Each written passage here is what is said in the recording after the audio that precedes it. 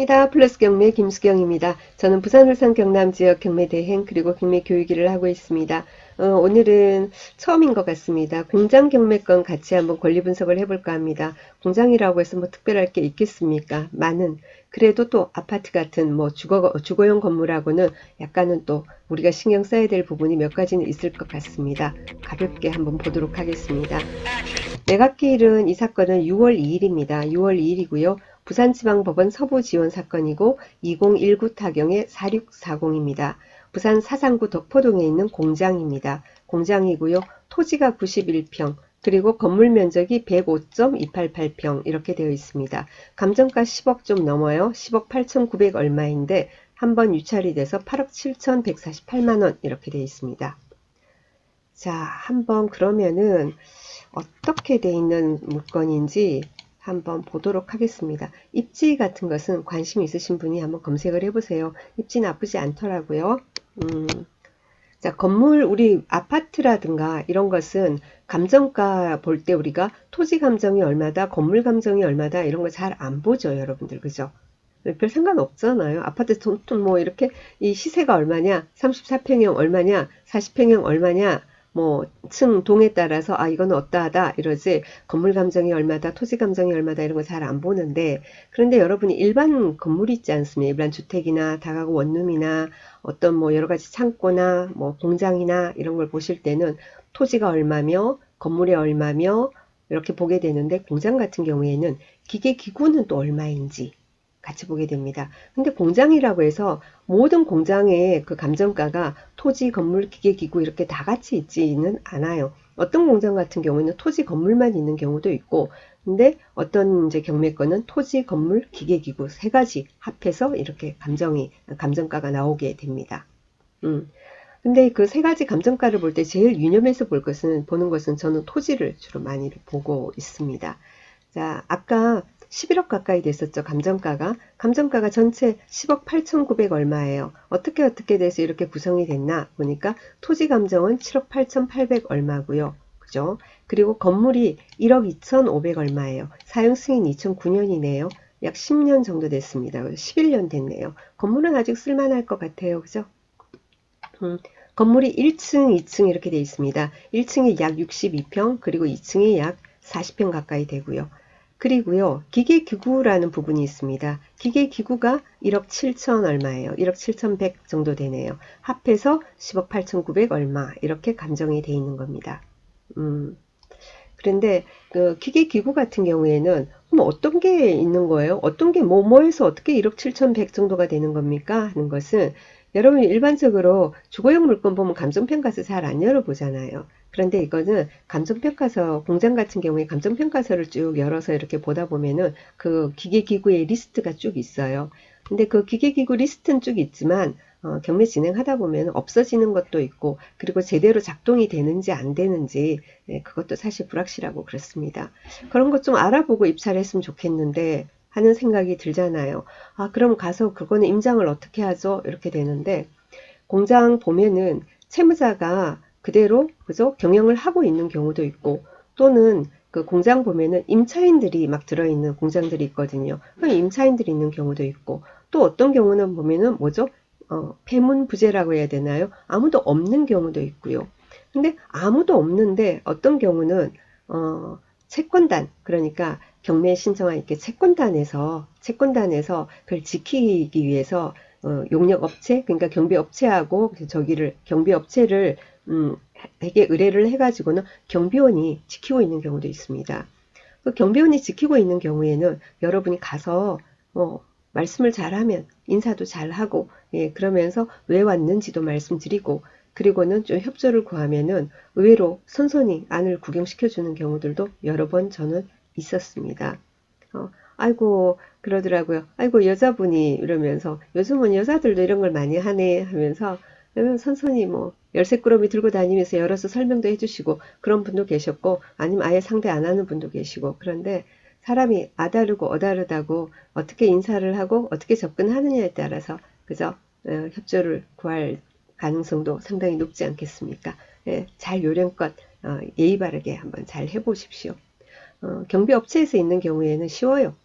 나중에 명도도 마찬가지겠죠. 그죠? 참고하시고요. 그러면 여기는 지금 등기부가 어떻게 되어 있는지 한번 보겠습니다. 제일 기본 아니겠습니까? 2009년 6월 19일 날 소유권 이전 매매. 아까 어떻게 되어 있어요? 사용 승인 2009년. 그래서 건물 한 11년 됐네요. 쓸만하겠네요. 제가 그랬죠. 그죠? 뭐 연식으로 보면 그런데 또 가봐야 알겠죠? 자, 2012년 5월 11일 날 근저당 제일 위에 나옵니다. 근저당이 제일 위에 나왔어요. 말소 기준 등기 되겠습니다. 부산은행입니다. 부산은행이고요. 7억 2천 돼 있는데 그 이후에 계속해서 부산은행에서 받았네요. 처음에 7억 2천, 그 다음에 한 20일 있다가 추가 대출 6억 4,880만 원, 아니 6,480만 원, 그리고 또 받았어요. 그 다음에 2억 5,200 이렇게 받고 그 다음에도 계속 근저당들이 있습니다. 중소기업진흥공단, 뭐 소상공인시장진흥공단 막 이러면서 상당한 금액을 받았네요. 지금 현재 채권액 합계는 15억 7,900 이렇게 되어 있습니다. 여튼 제일 위에 있는 부산은행에서 임의 경매 신청한 사건입니다. 제일 위에 말소기준 등기 있으니까 이 밑에 있는 근저당들 압류 가압류는 낙찰자하고 아무런 관계가 없습니다. 그죠? 다 말소 대상입니다. 그러면은 여러분 아파트 한 거하고 똑같죠? 그럼 우리 뭐 일반적으로 쉬운 아파트 한 거하고 똑같은데 그러면 말소 기준 등기가 2012년 5월 11일이다 하면은 뭘 생각해야 돼요? 전입되어 있는 사람이 있는지, 이 날짜보다 먼저 전입되어 있는 사람이 있는지, 또는 먼저 사업자 등록되어 있는 그런 업체가 있는지, 그게 중요하겠죠. 그죠? 자, 그래서 한번 봤습니다. 현황조사서를 한번 봤어요. 매각물건 명세서 별 내용 없어서 현황조사서 이렇게 보니까 뭐가 나오냐면은 이런 말이 나와요. 그 집행관이 가보니까 그 채무자, 소유자 명의의 상호가 건물 외부에 붙어 있었으며 신청 채권자 주식회사 부산은행이 위임한 경비업체에서 관리 중인 것으로 보여진다 했습니다. 보니까 어떻게 해요? 채무자 명의의 상호가 건물 외부에 붙어 있다. 그러면은 그죠? 그 소유자가 하는 죠 경영하는 곳이에요. 그죠? 그리고는 뭐 임차인이 있다 이런 말이 없어요. 그죠? 임차인 그죠? 자기들이 쓰면서 한 켠을 또 임차를 할 수도 있는 거잖아요. 근데 그런 내용은 없어요. 그리고 누가 지금 관리를 하고 있느냐? 뭐 소유자가 있느냐? 임차인이 있느냐? 그런 점에 대해서 뭐라고 했냐면은 부산은행이 위임한 경비업체에서 관리 중이다. 그러면 여러분이 인사하긴 따라서 임장도 굉장히 쉽고 아까 말씀드렸다시피 명도도 쉽고 그리고 기계기구가 1억 7천이나 그죠? 1억 7천 100 정도나 감정이 되어 있는데 그 기계기구가 멀쩡하게 있는지 어떠한지 물론 작동이 되는지는 해볼 수는 없겠지만 그래도 살펴볼 수도 있지 않겠습니까? 그죠? 공장 낙찰 받고 그 기계기구가 자기가 필요하면 모르겠지만 업종이 달라서 그게 필요 없으면은 그것도 이제 동상 경매 그것도 이제 경매를 하는 거예요. 그러면은 필요한 이제 업체나 그런 걸 가지고 또 경매 받아가 가지고 이렇게 놓고 이렇게 또 판매하는 업체에서 와가지고 또 낙찰 받아가고 그러거든요. 그렇게 합니다. 자, 그리고 목적물 주소지로 전입신고된 공장인데 전입신고된 세대가 있답니다. 누구냐? 이 땡땡씨가 있다는데 이 땡땡씨는 아까 나중에 보면 어떤 내용이 나오냐면은 이 소유자 회사 이제 뭐 주식회사 땡땡정밀 여기에 대표이사래요. 예, 그러니까 뭐 별 관계 없지 않을까라는 생각이 듭니다. 그리고 세무서에서 상가 건물 임대차 현황 그러니까 뭐 있나 하고 보니까 그것도 해당 사항이 없대요. 그러면 이런 건물 같은 경우에는 임장만 잘하고 그 물건의 가치에 대해서 그죠? 여러분이 공장 같은 경우에도 아파트하고 똑같아요. 부동산 가시고 고인근은 공장 주로 그죠? 공장을 전문으로 임대나 매매하는 부동산들 있지 않습니까? 예, 그런 거 잘 하시고 그리고 폐기물 관계 그런 거는 또 업종에 따라서 조사를 하셔야 되고 그렇습니다. 주유소 같은 경우에는 토질 오염 부분 그 부분 나중에 회복하는데 얼마 드는지 또 뭐 물건에 따라서 한두 가지씩 좀 체킹해야 되는 게 있긴 하지만 뭐 공장이다 뭐다라고 해서 많이 어렵고 그렇지는 않습니다.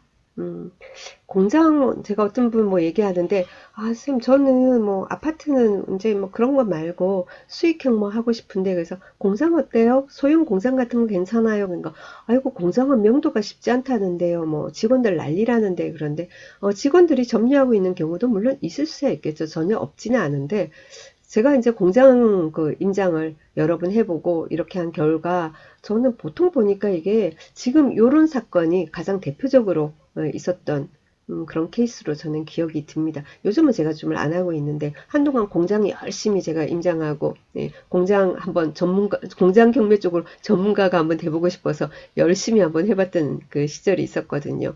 예, 보면은 이 사건처럼 경비업체에서 지금 관리하는 그런 사건이 한 반 정도는 저는 되지 않았나 해서 굉장히 뭐 쉽더라고요. 그건 어렵지 않았고 그리고 또 뭐냐면은 그러면 공장 명도하면 안 가져가면은 그 안에 있는 거 그 물건들 다 어떻게 명도해요 하던데 뭐냐면 공장 일을 하더라도 기계기구가 같이 감정가에 포함된 것은 낙찰받으면 내 거죠.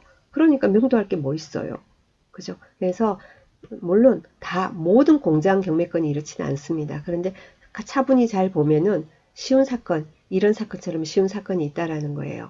경비업체에서 관리하고 있고 채권단이 관리하고 있고 그리고는 뭐라고요? 기계기구까지 전부 다 감정이 돼서 굳이 그거를 막 명도를 하고 이사비 줘서 내보내고 이렇게 하지 않아 또는 강제 집행하고 이런 것까지 하지 않아도 되는 예, 그런 경매건도 있다라는 겁니다. 물론 기계기구는 포함이지만 예를 들면 사무용 집기라든가 그건 포함이 아니니까 또 따로 이제 처리를 해야 되겠죠. 음, 그래서 공장 경매에 이르면은 굉장히 좀 두려워하시고 낯설어 하시고 어떻게 접근해야 할지 몰라서 가장 기본적이고 가장 쉬운 사건, 자그마한 사건 골라서 한번 안내를 드려봤습니다. 관심 있으신 분 처음 접근하는데 도움이 되시길 바라고요. 그리고 기계기구 같은 것은 뭐라고요? 감성평가서를 잘 열어보면 된다라는 거고 공장은 정말로 공장도 정말 임장 여러분 권리분석 경매에서 가장 기본이 뭐예요? 권리분석 해보고 기본적으로 권리분석의 하자가 없으면 그 다음에 뭡니까? 임장이에요. 임장. 임장을 통해서 현황을 제대로 파악하고요. 법원에서 나오는 현황조사서는 경매 신청하고 곧바로 가서 지금 작성해 놓은 거예요. 지금은 또 현황이 달라졌을 수도 있지 않습니까? 그러니까 현황조사 꼭 하시고 시세 알아보고 그밖에 방법이 없는 거예요. 특별한 왕도는 없습니다. 그리고 별거 뭐 특별한 건 없으니까 뭐 두려워하지 마시고 한번 조사를 한번 해보시고 도전해 보시기 바랍니다. 자, 오늘은 경매권, 공장 경매권 그냥 처음이니까 살짝 쉬운 사건 잠시 엿봤습니다. 도움이 되시길 바랍니다. 즐거운 하루 보내시고요. 또 다음 시간에 뵙겠습니다. 감사합니다.